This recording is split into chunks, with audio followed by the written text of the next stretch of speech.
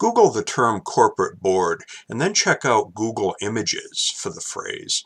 What do you see? Vintage stock shots show a group of dour, older white guys sitting around a shiny table. Newer shots look a bit more diverse, with some of the fiduciaries actually breaking a smile occasionally. But beyond these shifts, it's remarkable how little has changed in boardroom makeup over the past few decades. While much has been made of the need to improve diversity of major company boards, especially when it comes to gender, there's still a very narrow band when it comes to boardroom demographics.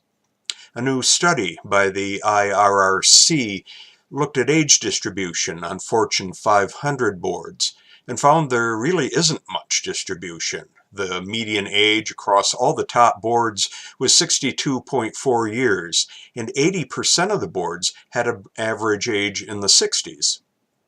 What about young higher tech companies? They showed a little more variation. Their average director age was 61.3 years, which is all of 1 year younger. Board turnover or refreshment seemed to make little difference. A director in the upper edge of the median age band would retire but be replaced by another director at the lower edge of the age band.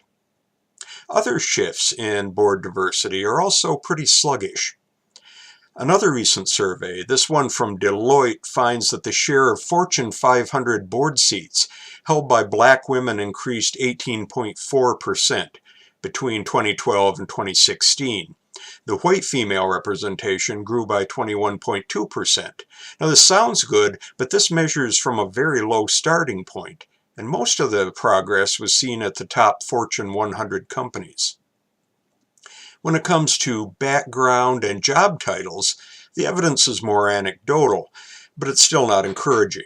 CEOs, especially active ones, remain the boardroom gold standard, though CFO and accounting firm partners are in demand for their specific skills. Below the top 1% of major corporations, board recruiting is still a who-knows-who game.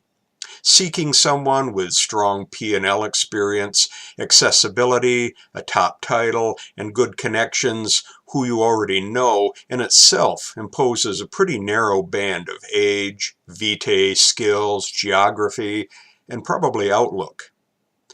So the boardroom today isn't as pale and male as it was a few decades back, but it still represents an oddly stunted range when it comes to age, talents, titles.